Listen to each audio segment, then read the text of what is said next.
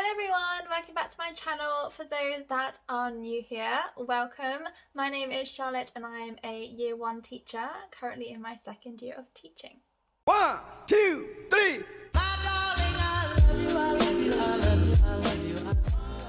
I asked over on my Instagram if anyone had any questions about my NQT year and what it might look like for you. So I have a bunch of questions. I have written them down because I'm actually filming on my phone and I thought I would just answer as many as I could. If you are new and you're about to become a teacher or you're still in your teaching training journey, then I'd absolutely love for you to join and subscribe down below or check out my Instagram if you want to ask any more questions. So I have quite a few questions to answer, so let's just get straight on with it. And the first question is, what support did you get from your school, especially in the first few weeks? So as an NQT, you will be assigned a mentor, and every single week you should, some schools don't, but you should have weekly mentor meetings. So every week, I think it was every Tuesday after school, my mentor would come to my classroom or I'd go to hers and we would go through this like form, and it was basically you talk about the targets and what you've done towards them for that week. Any problems that you might have. She'd often help me with any like lesson observations. She'd help me plan or like look over my plans at least, and she would honestly just show me the ropes of the school. There was like a lot of new things that you don't really think about when you're starting teaching about like the school and like admin and things that you need to do, and she was really helpful just to like tell me everything I needed to know, because without her I would have just been like drowning in or like hiding in the corner somewhere. She was honestly amazing. So yeah, definitely make sure you are assigned that mentor, and that mentor should be really good at communication and really just help you get through the year. So I'm eternally grateful for mine, and we are now still really good friends. Question 2, what do you do with your TA to ensure maximum progress? So as I started teaching, I did find it quite difficult or like strange to kind of ask my TAs to do things for me. Like I was younger than them, I was trying to be respectful, and it's kind of like a strange situation.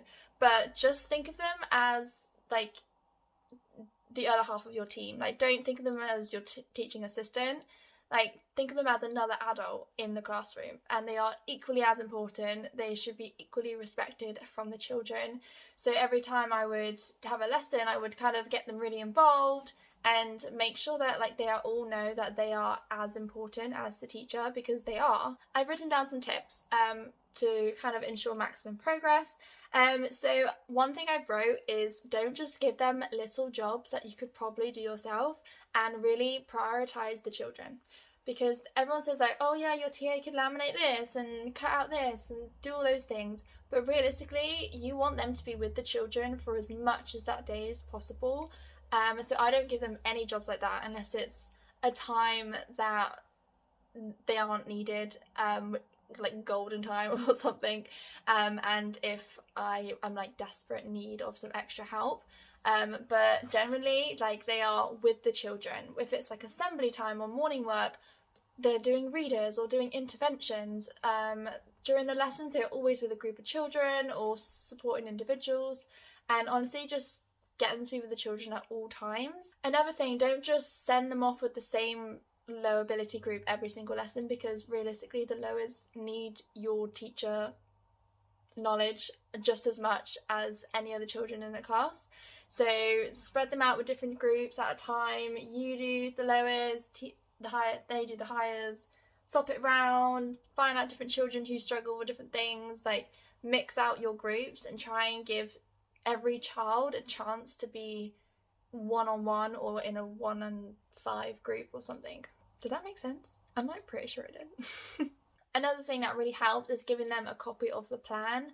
My TA is great. She goes in the morning, she reads the plan, she knows what she's doing, she knows who she's working with, and she can really just read the room. And for example, when I'm teaching and the children are sat on the carpet, like she knows what children to look out for and to sit with and help them. So she's just great. After they have worked with a group, don't just like move on with your day. Talk to your TA. Communication is key.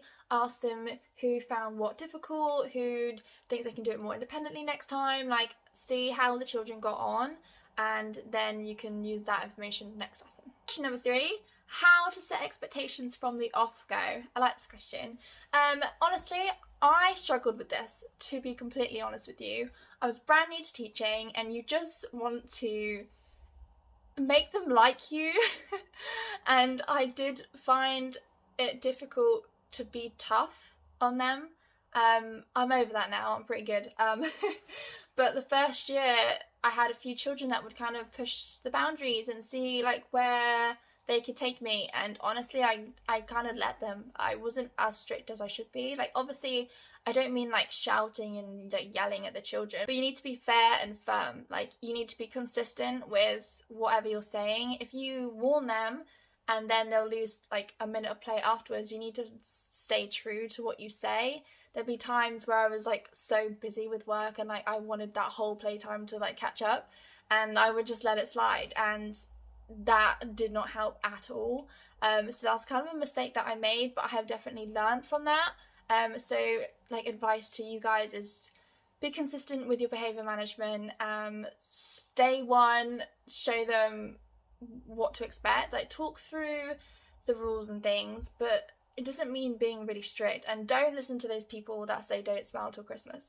That is awful advice. Just ignore them. Smile all the time. Even if you turn around and warn a child about something, or they do something that kind of like pushes your buttons a little bit, just stay calm and don't let that like interfere with how you treat the rest of the class. Like I'm really good at doing like my straight face and then turning around and being this over exaggerating positive person for the next child. Like just bounce back really quickly. And yeah, does that answer the question? There's a question coming up later actually on what to do on the first day, but one important thing to do is to set your expectations on the first day. Obviously you'll want to get to know them and do all these fun things, but also as a class you can discuss the expectations and like create like a class rules or something. That would be quite nice to do. The next question is what should you do over summer, or how to prepare for September? And honestly, don't do too much. This is your last summer and you're probably a student and you've got a long summer as well. I obviously had like 2.5 months or something off. Don't just use that time to stress out and try and plan ahead, because you can't. Like you don't even know the children yet, so you can't plan like weeks ahead because you need to know what ability they are when you get them. Obviously it will be time to set up your classroom, and I've done a whole video on that about displays, so I will link that down below on what sort of displays you might want to set up. But other than that, and other than setting up your classroom, don't do much. Just enjoy your summer, live life to your fullest until the working life meets you, because oh my goodness, I was so busy. And there were days where I would complain about being bored in summer. That didn't happen ever again, because you're never bored, because you're always doing something when you become a teacher.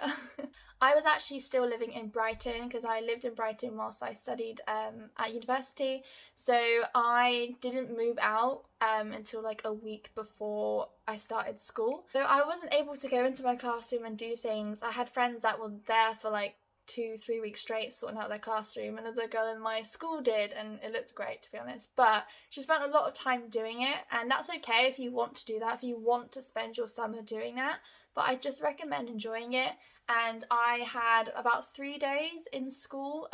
They were very full, busy days. I recommend maybe having like a week if it is your first classroom, because you kind of do want to make it feel like home. But I ended up spending like a day like cleaning out the cupboard and the drawers and I didn't even finish setting up the whole classroom. I was still doing bits as I started, but that's okay, because like it's your summer, like you'll have time to set up your classroom afterwards if needed. Don't panic. Question 5 is what do you do on your first day, and like did you feel prepared? Okay, so no, I didn't feel prepared at all. Day one, you go in and you're like, oh my goodness, a whole class is coming in here really soon and they are all relying on me to make every single decision and organise them and plan the day and everything, and it was kind of terrifying. Like, I was so excited but really nervous. And they came in, and honestly, the first like session, you're just getting to know each other. Over summer, we gave our children an All About Me bag, and it had like a load of things for them to fill the bag with. So our transition activity was for the children to kind of introduce themselves and go through their bag, and we kind of learnt about each other. So that was an amazing activity, so I would really recommend doing something similar. We started on a Thursday or Friday, so we had like 2 days before the weekend. We didn't start our proper timetable until the Monday, so it's quite nice to have those couple of days to just like get to know each other, set the expectations, do a bit of like fun, like topicy work. Our first topic was dinosaurs, so we did a bit about our topic and try and introduce it in a very exciting way. But honestly, it will go really, really quickly. And I will insert some like really fun transitional activities. Just go on Pinterest because they will have so many lovely ideas. Question number 6 is any challenges you faced? I mean, there was a pandemic. That was kind of a big challenge. I had about 4 months of normality, and then when it hit like March, things started to go a bit crazy, and you know the rest of the story. So that was a bit hectic, especially my first year of teaching, I admit it. And those people that started last year, I'm sure it was even more crazy because they didn't even get to experience any normality. I'm hoping that you guys that are watching this, that you are starting your NQT year in September. I'm pretty sure, I'm really hoping that it's going to be normal, as normal as it can get anyway. And I hope there's mixed play times again and children can sit at tables, and I just really hope it's normal for you.